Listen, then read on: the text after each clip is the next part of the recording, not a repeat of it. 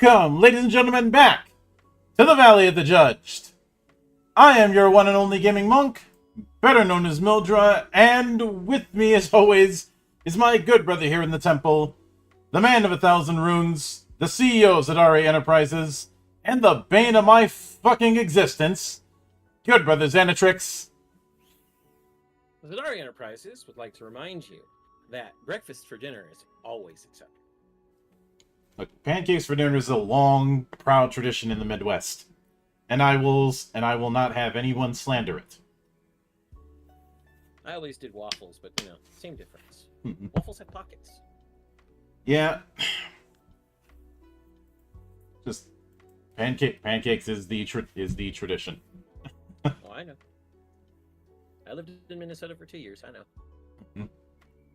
But this time around, since it is the week of our 3-in-1 rule, I spun the wheel on the matter and landed on Badass, a free game that was made several years ago through Stargazer Games, which has a bunch of very, very high quality free games, I will note, including Warrior, Rogue, and Mage, which I've talked about in the past,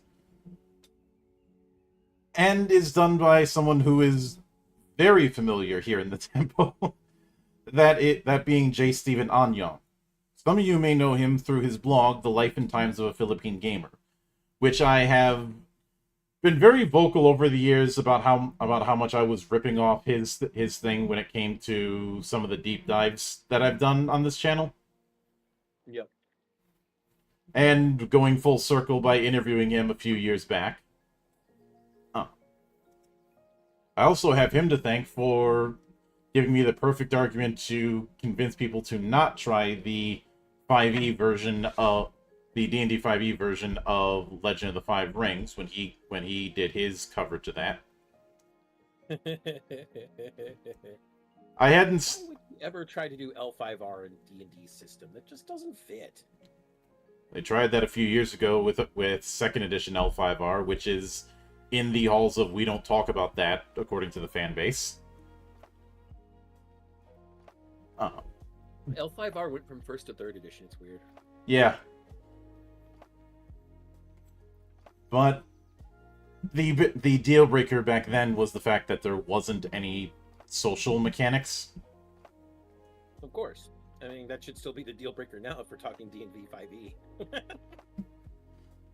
Yeah, but no, L5R with no social mechanics is a deal breaker.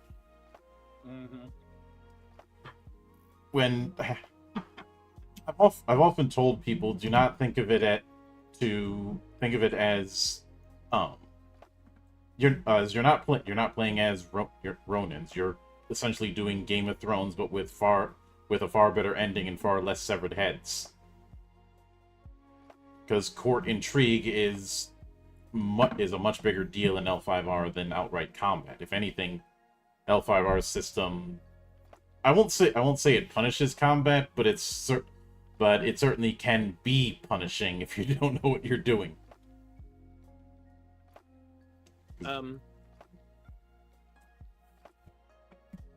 It reminds me of how brutal Sagas of the Icelanders can be. Mm-hmm. Actually. Yeah, it's my first ever session of Sagas of the Icelanders, just as a side note to everybody. Mm-hmm. The other person who was a player alongside me was an idiot. Very first session, he got his hand chopped off and he got castrated. Yes, those are things that can happen in Sagas of the Icelanders. Mm-hmm. This is why you don't act like a fucking fool. Yeah. Then again, I remember. I know I bring it up a lot, but I have to keep bringing up how somebody thought that the Lex Arcana one shot I was doing years ago was going to allow him to play something like Gladiator. Huh. Even though I was very explicit about the fact that you shouldn't make a combat heavy character. That's not to say there'd be no combat, but don't make a straight someone who does nothing but fight. But we're getting off the rails here. Yeah. Back to Jay. Getting back on the rails, I have to give a lot of credit to my experiences with Stargazer Games' output. Primarily because through some of those free games, it helped shape the outlook that I have regarding the indies, regarding the potential of the indies, and what can be done in that space. Because between this, Arcane Heroes, Warrior, Rogue, and Mage, all of these are games that could stand toe-to-toe with any major game release. Mm-hmm. And something else, in the mid 2000s and in the years onward, I started to develop a strong interest in games that had a far more unabashed action kind of approach. Games that were about making you feel like a, well, badass. You know, this is the reason why Exalted has been a game that I've enjoyed so much. Same with Feng Shui. Both of them very much are kind of rewarding that kind of over the topness. A lot of because I've seen plenty of games that purport to want to be like an action movie, but the problem is they get hung up on realism aspects. I know that some people will call this gamist thinking using GNS theory, but if I'm being honest, GNS theory is overrated. Even its successor, the Big Model, is overrated because in both cases, it's acting like it's a mutually exclusive affair. When people talk about gamist, I look at them. That same look that you give someone you pity because you fear that they're so stupid they can't talk and chew gum or walk and breathe at the same time. Because it's a tabletop role-playing game. I've been saying that to certain people in the OSR crowd for years, and I get nothing but scorn. It's a game. It's a fucking game. Brother Joel, I'm going to use the line. You make elf games! But it's appropriate that I bring up Feng Shui because I'd say that is somewhat of a contemporary to what Badass is trying to be, just significantly lighter and with less time travel. I know some might say D20 Modern would be a corollary to this kind of thing. No, not really. D20 Modern was not nearly as over the top. And within the way I organize my PDFs, I put Badass in my Universal folder because even though it's doing Modern, it's not really tied to any one setting. This is one of those cases where it's a game built on an idea, not necessarily on a particular world. Which means that it's a very wide toolkit for any of your various sandboxes. Yeah. And I know some might say, isn't the world's most litigious game like that? No. As I've said many times, that thing is playing half-seas regarding this sort of thing. Wherein it doesn't know... We always tell it to shit or get off the pot. Mm-hmm. But... Before we even get into the rules, we have a case. I just want to read off the titles for the credits just to further establish the tone. Badass design, awesome girlfriend, brother in badass, badass editing, badass layout, badass artwork, badass blood splatter, awesome Hong Kong skyline photo. And then the license, that this is licensed under a Creative Commons license. And regardless of what we say, there's one strong argument we will have in this game's favor, and that is that it is free. As I've said many times, you cannot argue with free. Indeed. So then we have our table of contents. We do not have bookmarks, but I'm willing to let that slide because this is only 28 pages. Well, 27 if you count actual content. Mm-hmm.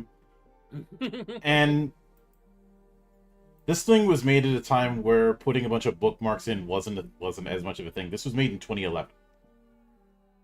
Yeah.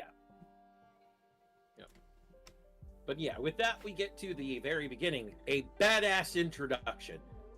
Badass is not a game that you can attempt to work your way around with logic. In fact, Badass kicks that logic in the face, twists its arm behind its back, and makes it cry for its mama.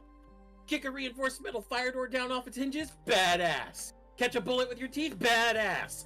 Slice through an Abrams tank with your katana? Badass. Does it make sense? No. Does it have to? Hell no. In fact, the moment you start making sense is the moment you lose your badass points, reverting into the mewling, pathetic 98-pound weakling you truly are. But we're getting ahead of ourselves. Before you can play badass, you'll need to make a badass character. A word from the author.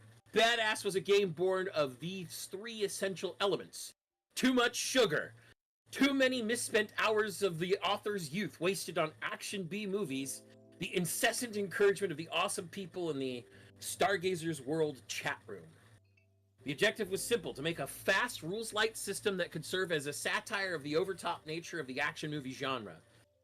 He wanted Badass to be the kind of pickup game that a tired and burnt-out GM could pick up, flip through, and immediately be able to run for their players using nothing but tropes and worn cliché plot elements and still have a great time. At the same time, character creation had to be a breeze and should be able to generate some really outrageous characters that would inspire all sorts of zany situations. He could go on and on about justifying his work, but ultimately Badass is about fun. With that, he hopes that those who download this will give it a try and have a great time, and he even signed it. Sort of. That looks like a stock text, to be honest. Yeah.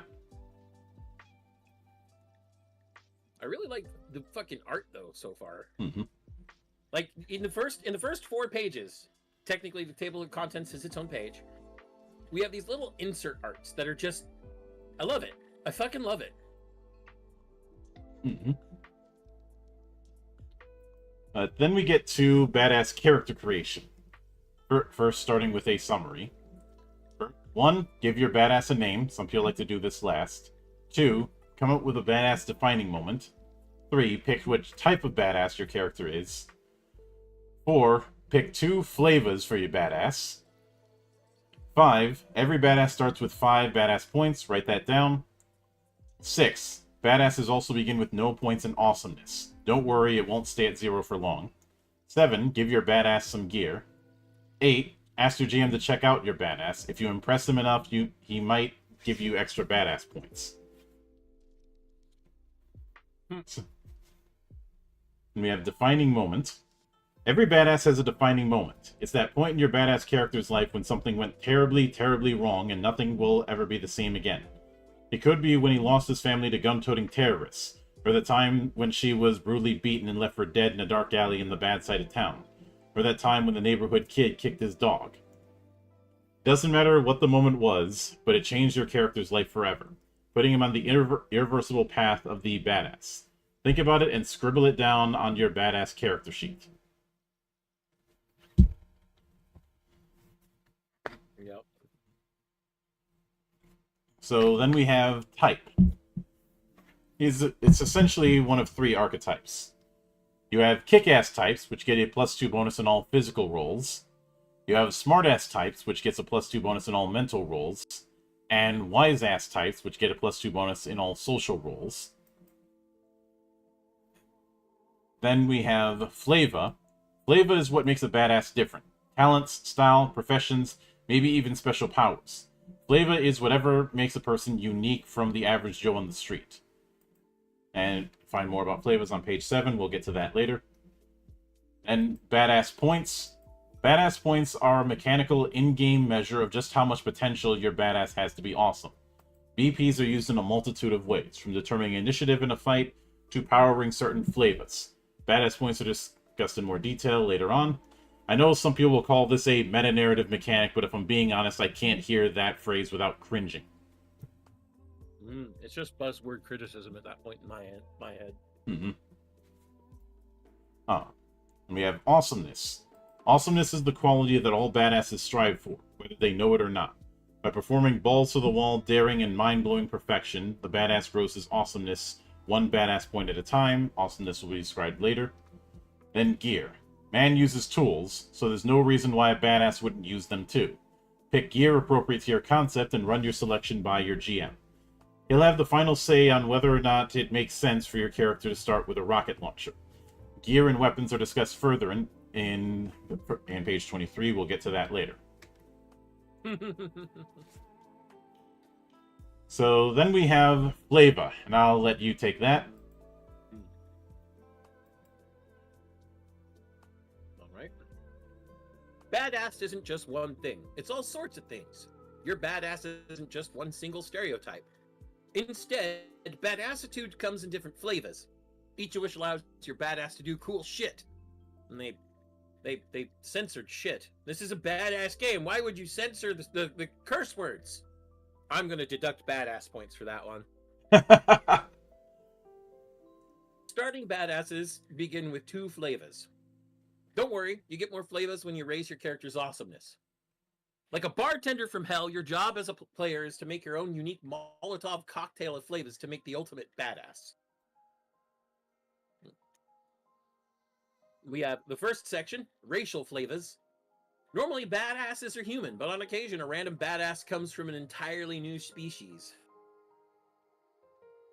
And they have 2 racial flavors here. Dinosaur. Ice Age, what's that? Meteor, psh, you were a badass long before the term was coined. In fact, you've been kicking ass and taking names long before the mammals came around. What are you doing in the big city is anybody's guess, but who the hell's gonna stop you? Benefit, dinosaurs are big and tough. They negate 1 level of physical damage per instance.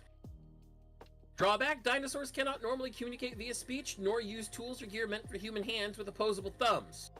Furthermore, dinosaurs suffer a -2 to all mental rolls. Then we have robots. Robots are awesome badasses by virtue of being sentient machines. Robots come from all kinds of backgrounds, from eccentric geniuses to megacorpos. Benefit, robots have 1 item, weapon, or gear that can never be taken away from them since it's built into their bodies. Drawback, robots are inherently non-emotional and incapable of truly internalizing the significant important life events. Robot badasses only recover 1d3 badass points from a downtime recovery in action instead of the usual 1d6. Then there's a section here, learning to be human. Being a man is a tough job, but your non-human badass is up to the challenge. Benefit, your badass overcomes 1 negative aspect of their drawbacks with this flavor. Either dinosaur learns speech or negates the penalty to mental rolls, or the robot rerolls recovery once per game. The next section seems to be the longest one. Yeah, and I think About, I think at this point we'll be skimming the individual flavors. Yeah, so with this, we get the profession flavors. You know, not all badasses are unemployed. Profession flavors show off just what your badass does for a living. Each profession seems to only have a benefit to the flavor. Mm-hmm. Starting with ninja, you get a +3 bonus to all attempts to sneak around. And you don't even need a black costume to do it. Well, that's good. We don't want any blackface here. Top. +3 to social situations where you can conceivably flash your badge for benefits. Like intimidating street thugs or getting a discount in a cop bar. Doctor. If a fellow badass goes down in a fight, you can spend a basic action to tend to their wounds and restoring the downed badass to fighting form. And it transfers badass points from the doctor to the patient. And the flavor can only be used on unconscious badasses. Dead badasses stay dead. Got a chef. +3 to impress, seduce, placate somebody with your cooking. +3 to disguise attempts to infiltrate a hotel or restaurants. Martial artist seems like a fairly straightforward badass. The benefit, you can spend 1 point to alter the damage rules for 1 melee attack roll, so that you deal 1 point worth of damage for every 2 points you score over the defender instead of the normal 4 points. Hey, it's an extra effort mechanic, Monk. We love those. Mm-hmm. And even cooler, you can opt to spend the BP after seeing the result of the attack. We've got teacher.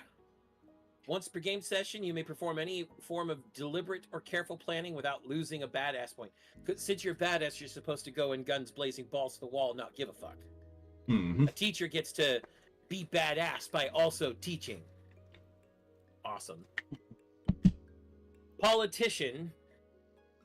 I have to read this one. What do you mean badasses can't be politicians? Have you seen Governor Jesse the Body Ventura or Governor Arnold Schwarzenegger? I rest my case. It's true.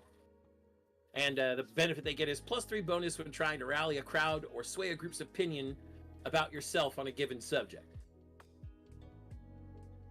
Soldier gets a +1 bonus to attack rolls when using any weapon in a fight.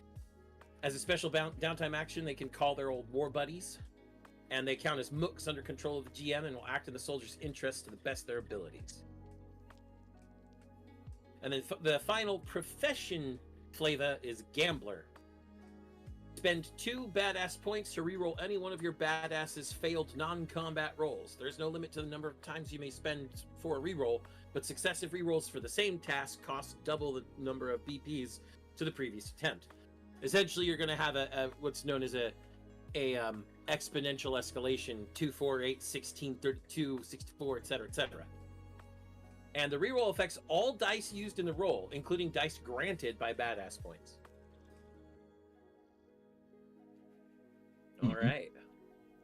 So that leaves you with the next section in the flavors there, Monk. Yep. Style and gear flavors. If there's something that all badasses should have, it would have to be style. These are the catch-all flavors, the little things that your badass can do that makes him stand out above the average Joe. So first we have Pack Rat.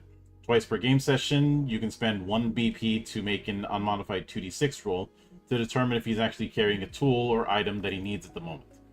The GM is free to set the difficulty of the roll based on the rarity of the item. Impossibilities still exist, and the GM may veto attempts to use the Pack Rat flavor to do things such as, I pull an atomic bomb from my backpack. But what if your badass is Iron Man? Pulling an atomic bomb from Iron Man's backpack is not only feasible, I think he's actually done something along those lines before. See, that all you got? You can spend 3 BP to negate all damage taken in one instance. Wow. Right where I want you.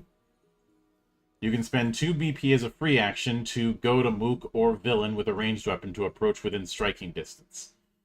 This can take the form of anything from insulting their mother to asking for a cigarette or a drink of water. Note that this can only be used in combat and not in chase scenes. You're awesome and you should feel awesome, which once per session your badass can spend 1 BP to grant all other allied badasses 1 additional BP. And we have Deja Vu. As a basic action, you can repeat the use of a running on fumes action that you've already used once per scene. You still only gain 1d3 BP with this action. And hold on, I think I know someone. When spending a downtime action for a flashback, you can opt to not gain 1d6 BP. Instead, you narrate a scene where you once knew an acquaintance that could now help you in your current endeavor. This temporarily gains your badass a contact that lasts for the rest of the session, can only be used once per session. Or Cinematic Disability. You gain 1 BP at the start of any fight due to them underestimating your true badassitude. And this one actually has a drawback. You really are disabled. Blind people can't read, deaf people can't hear, etc. Would Kenshi from Mortal Kombat count for that one?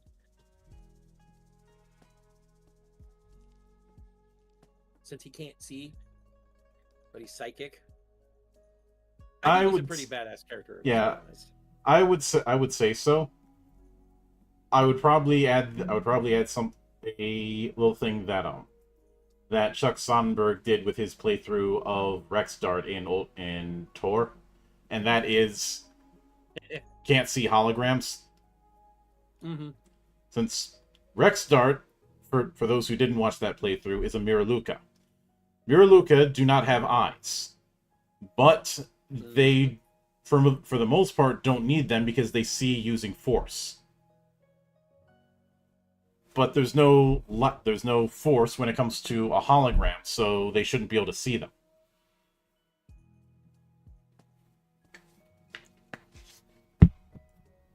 But then we have metagame flavors. The first one is Bring It, in all caps. So if you have Bring It, you only roll 1d6 instead of the usual 2d6 for tasks. The results of this die are then doubled, making it impossible to roll Snake Eyes 4, 6, 8, 10. Only possible to roll Snake Eyes 4, 6, 8, 10, or boxcars, dramatically raising the chances of critically succeeding in a task as well as the chances of failing miserably. Then we have, oh yeah, let's arm wrestle for it. Badasses who purchase this flavor may, once per session, opt to shift the task resolution for one roll to an arm wrestling match against the opposing player or GM. If this task is an attack roll, damage is assumed to be 2 BP. You can stop play right in the middle of thing and literally arm wrestle for something. Monk, we should never play this game where one of us is the GM and the other is the player, and also use this this flavor, because I don't know who's gonna win that one.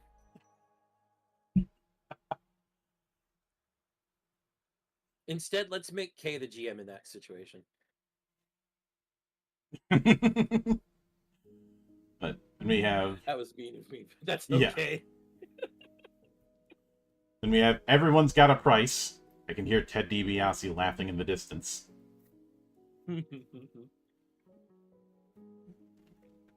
Once per session, a badass with this flavor can buy a successful roll by bribing the other players by doing a small favor, like bringing drinks to the game or paying for pizza on gaming night.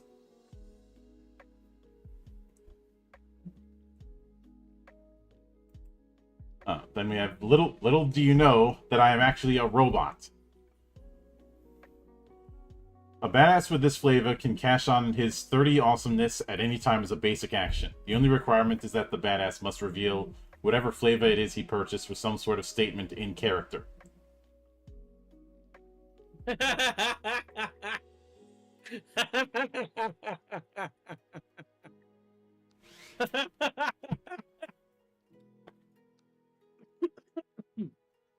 Monk, did the same thing pop into your head that popped into mine?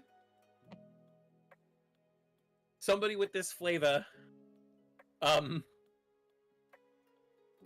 goes and buys martial artist. I know kung fu. Show me. You know, our colors are even right for that, aren't they? Fuck off.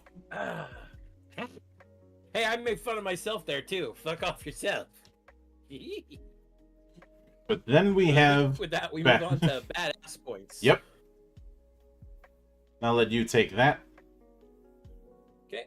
Badass points, or BP for short, are the very source of badassery, the very point at which bad meets ass to become something downright magical.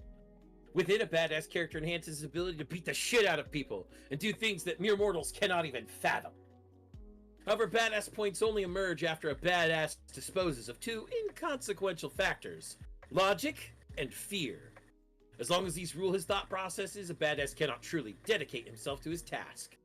As such, taking any action that the GM deems to be cravenly or cautious to the point of killing the badass mood of the scene automatically reduces a badass's BP total by 1. So in order to keep the BP flowing like beer in a frat party, the badass must act upon sheer instinct and audacity, and act like a true badass even at risk to himself.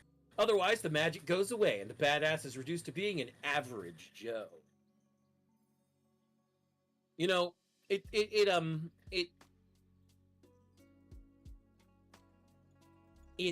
occurs to me that there are GMs out there that would rule taking cover while in a firefight would be not very badass.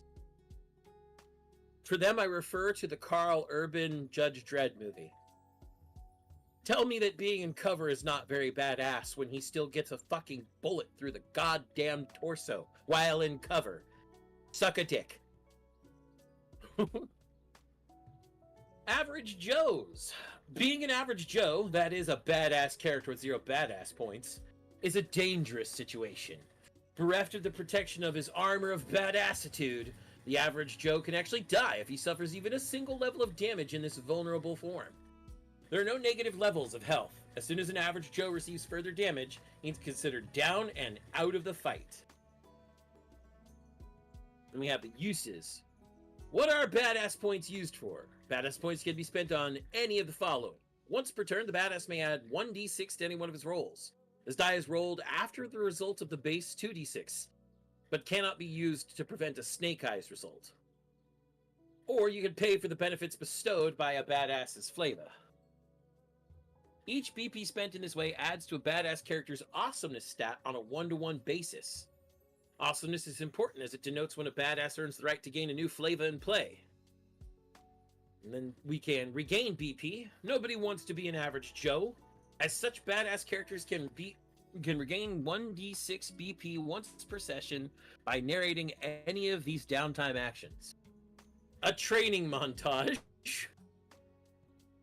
A moment of personal affirmation. Or a flashback. Then we got running on fumes. What if a badass runs out of BPs in a fight? Unlike the above options, there's no time for a badass to be thinking of crucial life moments. But a badass has another source of BPs, the thrill of combat itself. Unlike the other type of BP regeneration, restoring BPs in combat is less rewarding. The badass restores only 1d3 badass points when performing any of the following once per fight as a free action on your turn. Slow-mo. The player narrates an attack or exchange in cinematic and exhaustive detail. Oh shit, I could do that so easy. Bad pun / one... Why am I feeling like this is just describing how I am? You feeling Bad attacked? pun / one... yeah, I feel more like somehow Jay tapped into my nature without ever knowing me. Bad pun / one-liner. The player snaps a witty retort that draws either laughter or groans from the other players. We know where I'd go with this. Both. I would actively be both, and I'd actively be trying to break K every time. Show some skin. The player has his character tear open his shirt or discard his armor. Or if playing a femme fatale, maybe her skirt rips.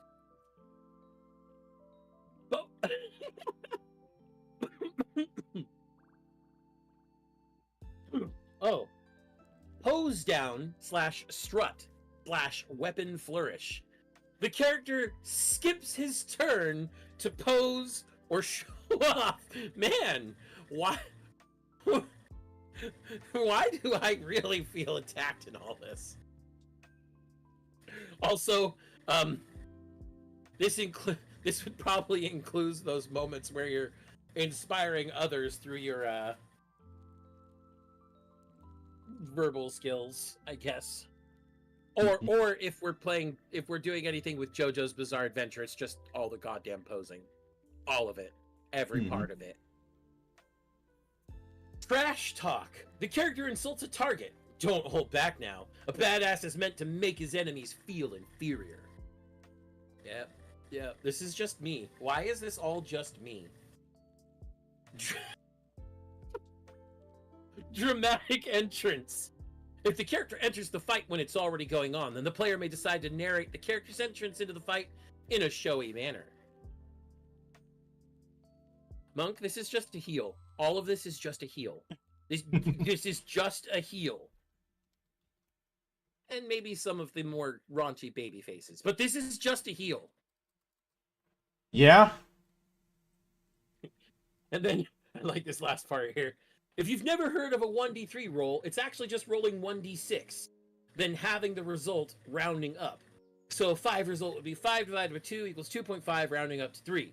That's not very badass, unless you're teacher. No, I could make mathematics badass. I just have to point to creation versus mathematics. Thank you for that animation. It was pretty fucking cool. Mm-hmm. Badasses carry their badass points over with them to the next session, so don't worry if you've managed to amass quite a few of them. It only means that you'll be given more opportunities to be awesome in the next time you play badass. And then, finally, epic soundtrack bonus. During any attempt to regain BP, a player may introduce an epic soundtrack to accompany it. The player might have their song in their MP3 player or laptop, or they could just casually mention the title and artist. Doing so nets an additional 1 to 2 BP, depending on how well the music is received at the table. However, you can only use a given song once per session of Badass, so don't think that you'll get 2 BP when you play Carmina Burana a second time in a row. Variety is a good thing here, so see if you can mix it up a bit. Furthermore, the music has to set the mood. anything terribly inappropriate to the situation, say the Benny Hill Show theme song, could merit a BP penalty from the GM instead. Side note to everyone out of there, I'm actually a bit of an audiophile, especially when it comes to music. I have a 6-hour-long playlist on my computer that was intended to instrumental. All of them are badass.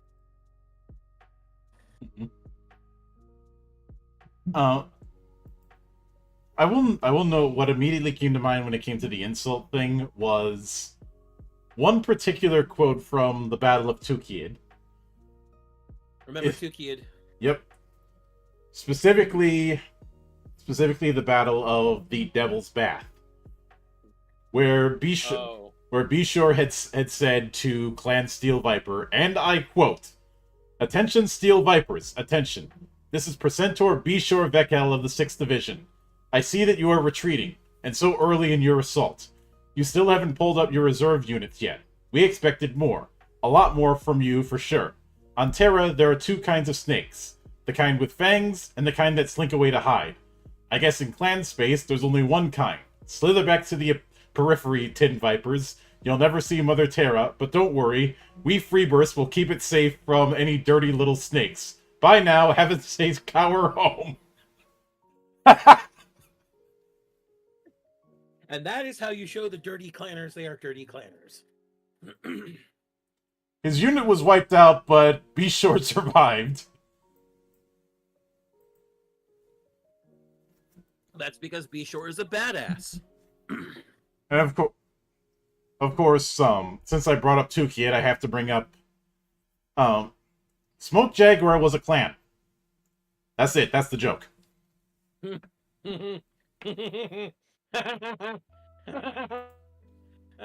a good joke. I like that joke. Well, remember, they were so clan that when they got their ass kicked, all the other clans said, that sounds like not my problem. Yep. That's a bunch of non-fop. Mm-hmm. Then we have getting shit done. Since Badass is a game, it's got to have rules. To keep things nice and fair, the game uses 2 6-sided dice. The ones you can steal from boring, unbadass games like Monopoly. No, Monopoly is a Viking death march.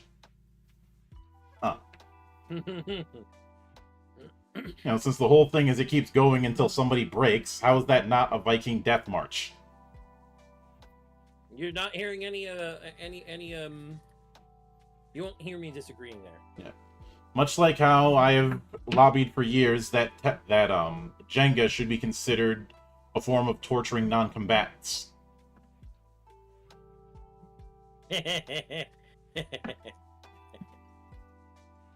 Now, if your badass wants to get shit done, the GM has to tell you how difficult it is by assigning a target value. Something simple like, say, kicking an old lady's chihuahua to show that you mean business will have a target value of 4. Something difficult, like disarming a bomb triggered by a mercury switch with nothing but your teeth, might have a target value 12 or even higher. Now that you know how difficult the task is, all you do is pick up your 2-sided dice in one hand, make a fist, this is important, and roll them bones. Add up the scores to both dice to any bonuses you might have and see if your total is equal to or higher than the target number. If you roll higher, then your badass succeeds. If not, then he fails the task and suffers from any consequences that may happen from doing so. Oh, and if you ever fail to make a fist when you pick up your dice, then the roll doesn't count and you lose 1 BP. See, we told you it was important. Then we have Snake Eyes and Boxcars. The thing with being a badass is that sometimes things go your way and sometimes things go very, very wrong. If you ever roll a Snake Eyes, that is 2 1s, then your badass screwed up the attempt big time and suffers for it. This can be anything from physical injury or complications that arise. Maybe you missed the chihuahua with your kick and it retaliates by sinking its tiny vicious teeth into the family jewels. Life can suck that way. Yeah. However, sometimes... You're awfully short for that chihuahua to reach, though. Yeah. How can you be badass when you're a manlet? I shouldn't say that. There have been some pretty badass manlets. However, sometimes Lady Luck just decides that you're a beautiful golden god and rewards you with unbridled success in a single task. If the player rolls boxcars, 2 sixes, then the badass succeeds against all odds, and the confidence of such a resounding success bestows a free badass point to the character. If the boxcars happen on a successful attack roll, then the badass deals 2 additional levels of damage. If it occurs on an unsuccessful attack roll, then the attack succeeds anyway, dealing 2 levels of damage. So it deals 2 levels of damage on an unsuccessful attack roll, and if it's a successful attack roll, it deals 2 additional levels of damage. Mm-hmm. Very nice. Yep. So then we have setbacks and comebacks. Watching a man bulldoze over everything because he's that much of a badass can occasionally get boring. That's because the eggheads who study literature say that stories are made awesome when there's tension. Tension can happen naturally, like when your badass is suddenly surrounded by a gang of angry street toughs armed with knives and lead pipes, or if the player is badass enough, he can make it happen himself. Yes, you too can command the very forces of reality and torture your badass with bad luck and unforeseen complications with the use of setbacks. Setbacks are easy. All you have to do is declare what setback your badass experiences during the scene, and the GM sets aside a number of your badass points and benches them, making them unusable for the rest of the scene. Just how many badass points the GM sets aside depends on how severe he feels the setback is. Sample setback values are minor, so 1 BP, not having your car keys when you're chasing after an escaping bad guy; moderate, 2 BP, not having your weapons in a crucial fight; or severe, 3 BP, suffering from the effects of a poison cleverly hidden in the enemy's weapon. But why bother? Because in any scene after the one where the badass took a setback, he can choose to make a comeback. A comeback essentially uses the BP locked away from the setback and has them all count as if they've rolled a 6. You can only use a single BP from a setback on any given roll. A maximized extra D6 for a roll is very nice. So then we have downtime. Now and then, the GM will give a slight break. A little moment that isn't about racing motorcycles down a freeway while shooting each other with submachine guns. Or playing card games. This break in the action is called downtime and is often used in movies for character development. Badass follows this time-honored tradition by allowing a badass to perform 1 downtime action per downtime scene. This can be recover spent BP. A badass can bring back some of the magic via the options presented under recovering BP. Learn a new flavor. You can spend your downtime working on a new flavor. This can be anything from discovering that he is actually a dinosaur all this time, or enrolling in a kung fu school. A badass can learn a new flavor for every 30 awesomeness points he has earned. Or develop a new contact. Contacts can be very useful, and a badass can declare he is spending his downtime working on developing a new contact. This can be something as casual as asking that hot librarian out for a date, or earning the respect of the local champion of an illegal street fighting circuit by beating the hell out of him. A badass can develop a new contact for every 20 awesomeness points he has earned. And then we have combat, and I'll let you handle that. Alright. Oh, this is fun. Fighting is an inescapable reality of any badass. Whether it's a destiny-altering martial arts duel to the death in a remote Tibetan monastery, hey, that's you, monk, or a vicious brawl in the dark alley behind a bar, also you, monk, badasses live to fight. Because of that, it's important to understand how badass handles conflict resolution via the means of inflicting pain. I think that was the next part is supposed to be a title, but it looks like editing might have missed that. The initiative section. First off, we need to determine the initiative order by an open bidding of BP with a minimum bid of 1 BP. Groups of Mook characters, discussed later, have a static initiative score. This counts as their bid for initiative. Badasses, however, bid BP in order to go first. The GM starts off by declaring the opening bids of his villain characters, also discussed later. The players that can opt to bid higher to act first in the fight. The GM then responds by either bidding higher for his villains or staying at his current bid. That's supposed to be once, but it just says 1. Once both sides have passed on bids, then the actual fight begins, starting from the highest bidder down to the lowest. Characters that have bid the same amount act simultaneously. In succeeding turns, Players may opt to move up or down the established initiative order. Improving your initiative score can only be performed on the start of your turn and forfeits all other actions for that turn. Much like bidding, the player then spends BP to match or exceed others in the initiative order. All BP that have been bid on initiative are considered to have been spent and count toward a character's awesomeness. So that basically you bid BP to make sure that you're on the initiative order somewhere, trying to get ahead. But that's BP that you're spending that they later can't use on other things. So there's a trade-off. Anyway, the actions on each turn, I think it's supposed to be on each turn. A character may perform one move action, using running or driving one range increment, one basic action, usually an attack, and any number of unique free actions. You can't do the same free action over and over. You have attack resolution. To make an attack, the acting character rolls 2d6 plus bonuses, usually a +2 kick-ass bonus and other bonuses from flavors and weapons. Badass points can be spent to add 1d6 to this roll. In response to an attack, the defender then rolls 2d6 plus bonuses, usually the kick-ass type bonus and other bonuses from flavors and armor. Again, badass points can be spent to add 1d6 to this roll. If the attacker rolls higher than the defender, then the attacker succeeds and then proceeds to determine how much damage has been dealt with the attack.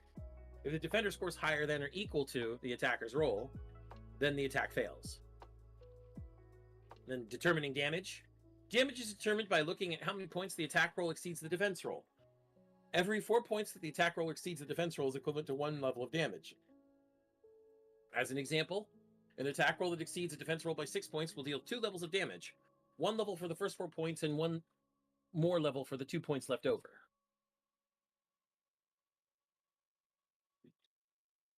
And then damage levels are applied differently to mooks and badasses.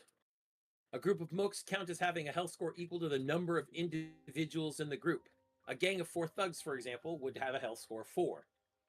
Each level of damage they take reduces the health score of the mob, and the corresponding number of individuals in the group are taken out of the fight. And then badass characters and villains, on the other hand, use their current BP totals as their health score. Their badass nature shields them from an ignominious death.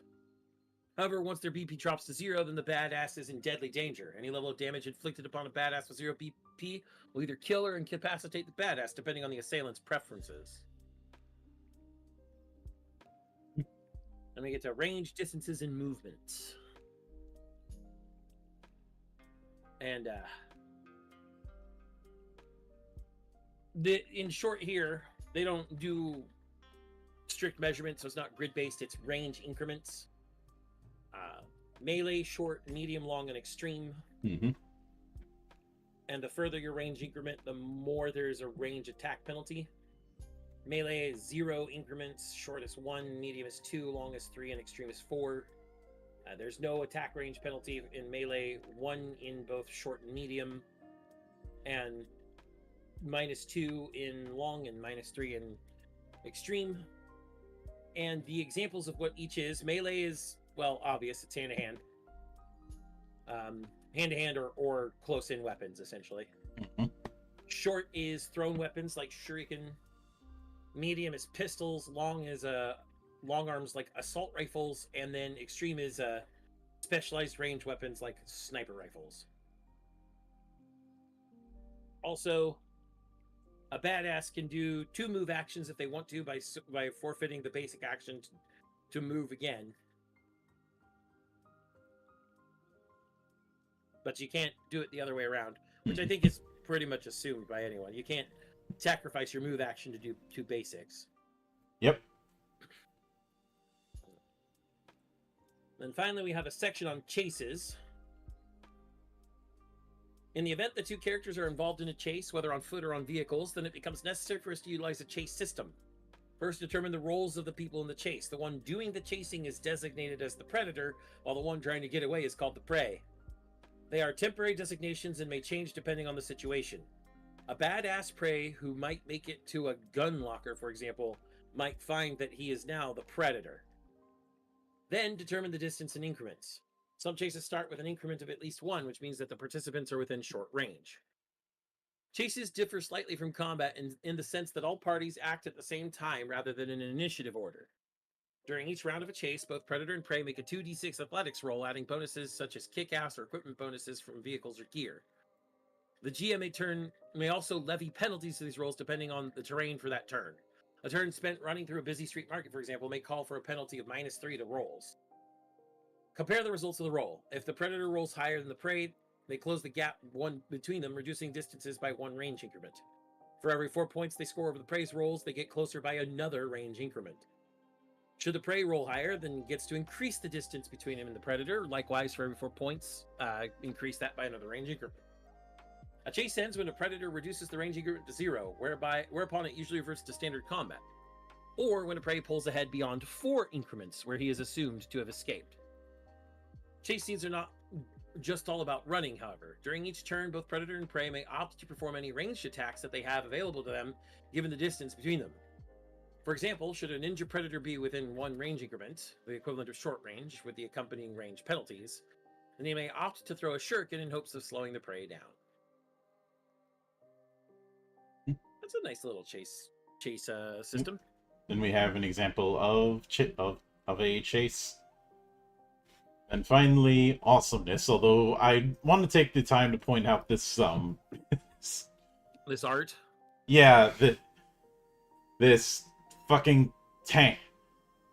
No, that's tank monk. That's just a power armor. A power armor on tank treads with lots and lots of DACA. It's still just a power armor. Mm-hmm. I'm not wrong, and anyone who tries to say I'm wrong, you're wrong. It's like someone looked at the filthy clanner elementals and said, "Hold my Canopus battle powder."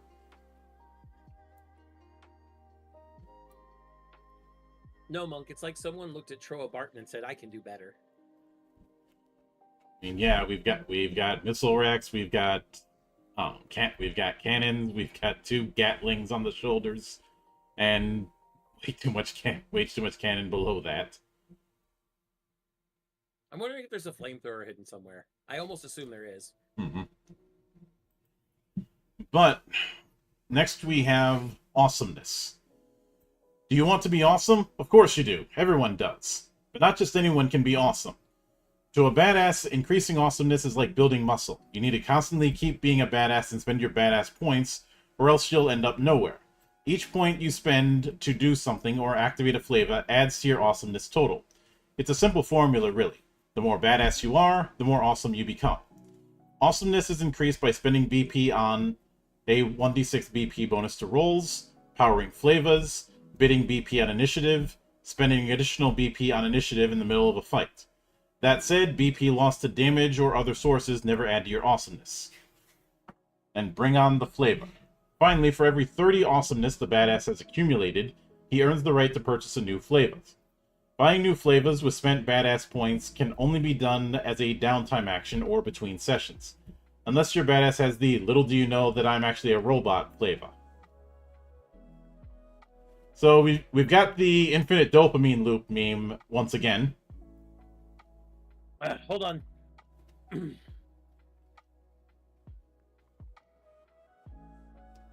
Being badass means I'm awesome. Being awesome makes me more badass. Being badass means I get flavors, which just causes the loop to get tighter. There you go. Yep. This one fits perfect for it, too. So yeah, at every 30 points you get a new flavor. Then we have villains and mooks. A badass is defined by its opposition. Without something to beat up and humiliate, a badass is merely impressive. However, once someone truly despicable becomes his opponent, that badass becomes awesome. So then we have mooks, which are the henchmen and cannon fodder. Your soldier A's. They are many, but often quite weak. They have the following stats. Health serves as an indicator of how many there are, as mentioned before. Initiative. This is a static value that counts as their initiative bid. Combat roll, which describes their basic combat capability for attack and defense. And flavors. Occasionally they may have a flavor. Being without badass points, they rarely have flavors that require BP to activate. Those that do can only trigger in these flavors once per combat. Once they've been reduced to half their original number, it may be possible to cause them to run away from the fight with successful intimidation or other similar role. Then Although some badasses may seek to stomp every mook into the ground. just remember, it still counts as stealth if there's no survivors. Ah, yes. The House Steiner scout policy. Mm-hmm. Then we have villains, the true opposition to the badass by virtue of the fact that they are badasses themselves. Unlike mooks, villains are fully capable of doing everything that a badass can, and they enjoy the benefit of having a much larger BP pool to start with. Villains begin play with 5 BP plus 1 additional BP per badass opposing them. Furthermore, villains have access to certain nasty flavors. These are villain-only flavors that are hallmarks of being a badass nemesis. So we have just you, me, and my guards! They always seem to have a group of mooks nearby for some reason, often emerging from some sort of secret room. Once per combat, by spending 2 BP, a villain may summon a mob of 10 mooks with stats determined by the GM. They never found the body. Once per session, a villain may spend 5 BP as a free action to ensure that he will return once again to plague the badasses at a future date, even after death. I am your father. Once per battle, a villain may spend 2 BP to make a stunning revolution that unbalances the target badass in awe, fear, or utter despair. The target badass suffers a -2 penalty to all rolls for the rest of the scene as he grapples with this emotional beatdown. My superpower is money. Villains enjoy having access to damn near anything money can buy. This means secret volcano bases, helicopters, and fancy suits. Contrary to popular belief, villains aren't all incredibly rich, hence this flavor. Behold my true form. Once per campaign, a single villain, designated as the final boss, may instantly gain 2 flavors and 10 BP as soon as he is knocked below 0 BP by any attack. Jesus. Okay, Frieza.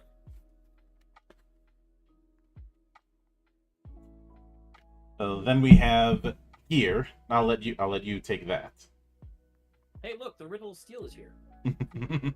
Badass is not really a game about getting better gear. There's no doubting the fact that having funky gadgets and badass rides are part of the fun, but too much focus on them and it becomes a game about the tools rather than the man. After all, wasn't it Thulsa Doom that said, "What is steel compared to the hand that wields it?" I'm not black enough to sound like James Earl Jones, but I can still give it gravitas. That said, badass doesn't do away with the things that gear entirely. Badass doesn't do away with all of the things that are gear, I think is what that's supposed to say. Yeah.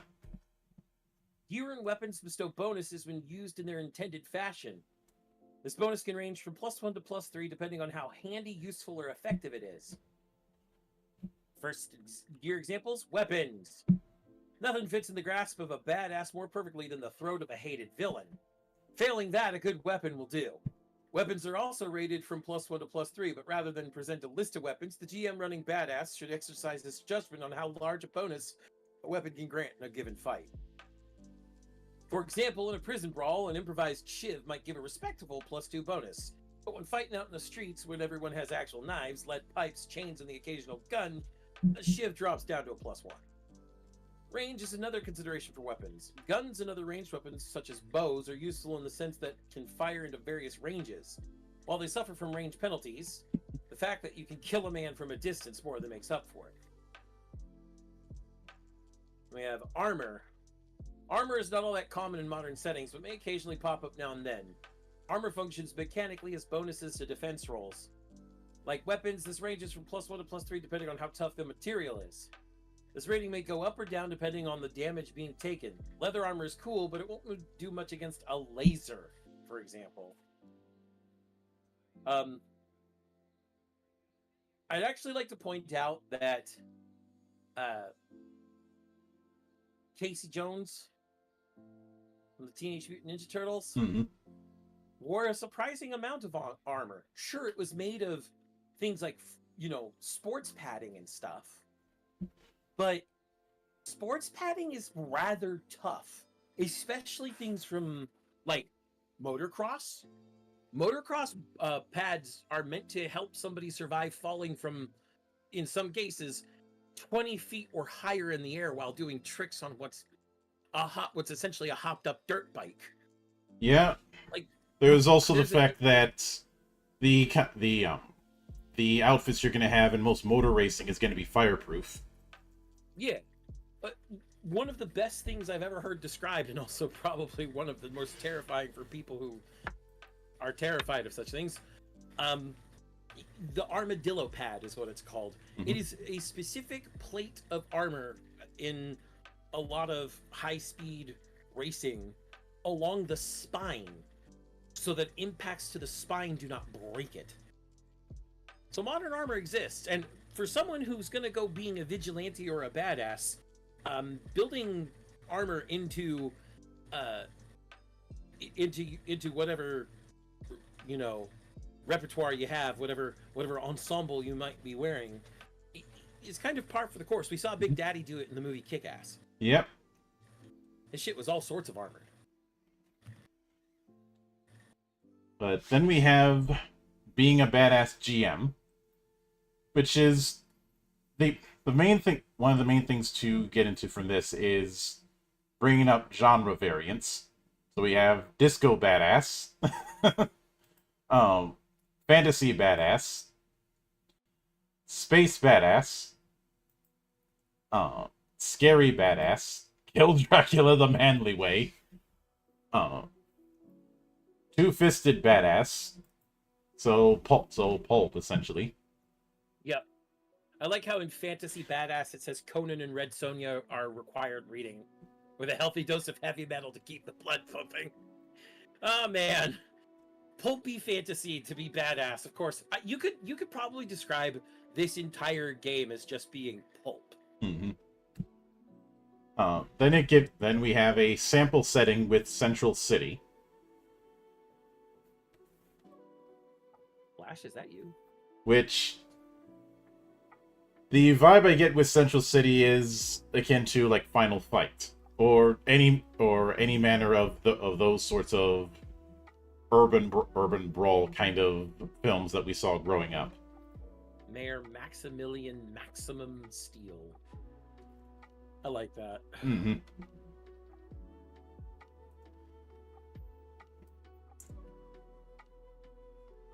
And I probably could also bring up Double Dragon, but we do not talk about the cartoon. No, we talk about the actually pretty fucking good live action movie. Yeah. It was campy in all the right ways. Mm-hmm. And we have a few examples of opposition and the inspirations. I see three inspirations I've read already. Like all the way to the end. Mm-hmm. Yeah, we have some mooks listed here. But of the inspirations, stop me if anybody's heard these ones before. Axe Cop and Dr. McNinja. For fuck's sake. Badass of the Week, too. Mm-hmm. From movies, we've got American Ninja and Naked Weapon.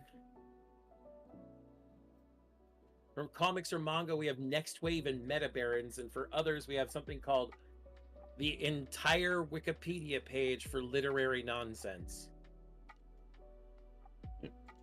And then we have essentially the back cover going into what is badass. Yeah. So, with that said, this will probably come as no surprise, but putting this within my metric, this is getting strongly recommended. This is I know I made a comparison with Feng Shui, but I'd say if there's a closer comparison when it comes to contemporaries, especially around this time, it would probably be Daniel Bain's Wushu. I would say this has a little bit more complexity than Wushu Open, which was my ultimate beer and pretzels game for a few years. Yeah. I mean, this is definitely a beer and pretzels type game. He did say it was just, pick up, play real good Hmm. sort of thing.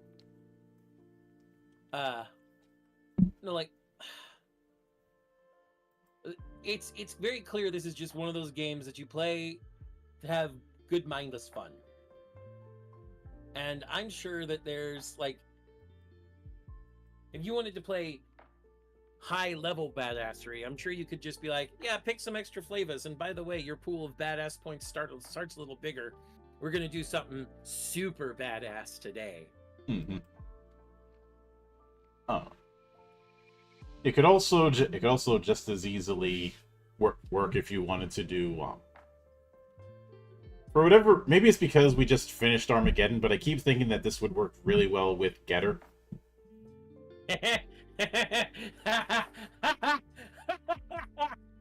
Yes, you could absolutely do Getter or Mazinger through this for sure. Hmm.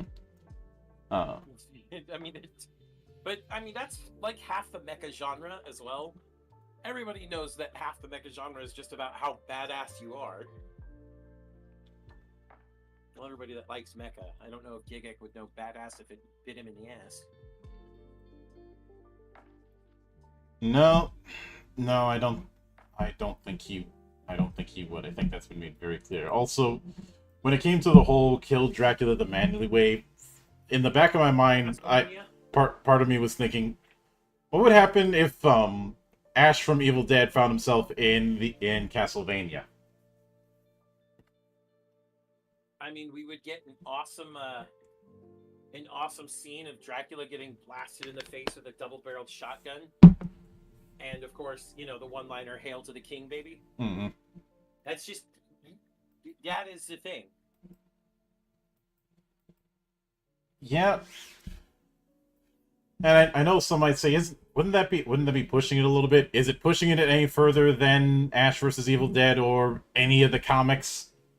Or Army of Darkness, for fuck's sake. Hmm. Let's be honest. Army of Darkness, yeah, you could. It jumped the shark in all the right ways. Like I mean, putting a giant cutting blade on the front of a car. yeah. I think it was more of, okay, I did the actual horror movie twice now. Let's do something Let's do something gloriously stupid. The things Bruce Campbell likes to do. Hmm. I mean, he likes doing the serious stuff, but even when he's doing the serious stuff, he usually tends to keep it a little lighthearted. See Burn Notice. Yeah, or he nestled firmly into the relief end of things. I I'm not going to say full on comic relief because that term has its own baggage. He was like the entire group in Burn Notice. They were off kilter weirdos, all of three of them. Hmm. But out of them, Bruce Campbell's character was the most light-hearted of them. I think is the best way to put it. He was the one who had the most joie de vivre, joy of life. Yeah. Now that being said, it's really hard to do any sort of serious critique in my usual manner with this kind of game because it is unabashedly aware of what it is and makes absolutely no apologies for it. So because of that, you're either going to enjoy the level of unabashed fun that it's going for, or you're not going to, in which case you're going to be picking something else. But again, you can't argue with free. Yeah, there's. I can't say there's no nuance. There is a little bit of nuance to this game, but that little bit of nuance is enough nuance to give it some amount of complexity, rather than making it something deeper. The game wants you to just be an action movie. It wants you to be a B-list action movie. It wants you to be a grindhouse. It wants you to be something campy and silly and just fucking awesome. I mean, hell, just go watch Go watch. Go watch the Terminator, or well, no, the Terminator's a little darker than that. Go watch Predator. If we're gonna use a classic action movie, or Commando, either of those. Schwarzenegger's in both. Yeah, I was gonna go with either of those. If you want to have a bit of fuckery with the fourth wall, I could bring up Last Action Hero. I wasn't gonna bring up Last Action Hero because of that, but Last Action Hero is also a really good movie. I could also bring up the first Blade movie, honestly. Yeah. Ultimately, because it is so dyed in the wool of what it is, people who don't like campy action movies aren't gonna like the game. People who don't like campy pulp action in general aren't gonna like the game. That's just, unfortunately, how that has to be. Because not every game can appeal to everyone. If you try to appeal to everyone, you appeal to no one. So this is certainly not going to appeal to people who think that you need to have one-to-one time in your role-playing. Why? Why, Monk? Why must you remind me of that conversation? Because I will take every opportunity to take pot shots at that conversation any chance I get. I understand. But what I would suggest, and I'm sure everybody has a part of their friend group that's like this. Your goofballs, your weirdos, your people where you just sit around and bullshit. Nothing super deep or introspective. If you want to have some fun with that goofball nature, with those weirdos that you love, Badass is probably a game for you. Mm-hmm. That's all I really can say about it. Monk and I may be as deep and introspective as we are, but I know Monk and I can also sit down and just bullshit. Yeah, because so we can play this game too.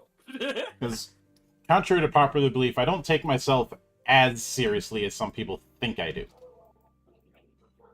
And contrary to popular belief, as arrogantly as I might speak, no, that's not contrary to popular belief. Never mind. I am as conceited as I seem, I guess. Chaos is incarnate, and I will remain incarnate. You cannot stop me. There's a difference between playing it up and owning that kind of thing, and claiming that you don't.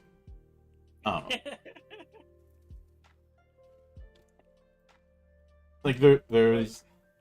It's like the difference between heat in wrestling and go away heat. Yeah. I think I'd make a good heel. I think I'd make a great heel, actually. I'm good at drawing heat in the right way. Make people love to hate me. But yeah. I think that's badass then, Monk. Yeah, that will... That very much covers it. Like I said, this was going to be a light one, which is why I knew it could function properly as a one-shot. Now we will be back next week. I believe next week we are finished. We are close to, if not finishing up, the. It's finale of Robotic Age. Yeah, we'll be finishing up the Robotic Age, and then doing one more one-shot, and then moving right along to our next project, which we may be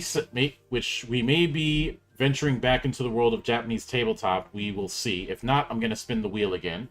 And when I have that nailed down, I will announce that on both Twitter and on my Discord.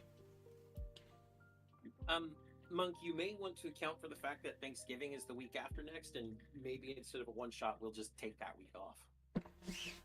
Yeah, we'll see. We'll see where we are at, since that's going to be Black Friday. I know that I'm going to be doing something because I'm going to have a whole lot of nothing going on. But beyond that, keep an eye out tomorrow for the finale of the Hannibal War campaign, that coming along the pipe. And this Sunday will be the return of Geek Watch, covering something that I haven't dipped into in quite a while. So in more ways than one. So until then, on behalf of the good brothers present and not present, my name is Mildra. I am your gaming monk. Stay fucking frosty, everybody.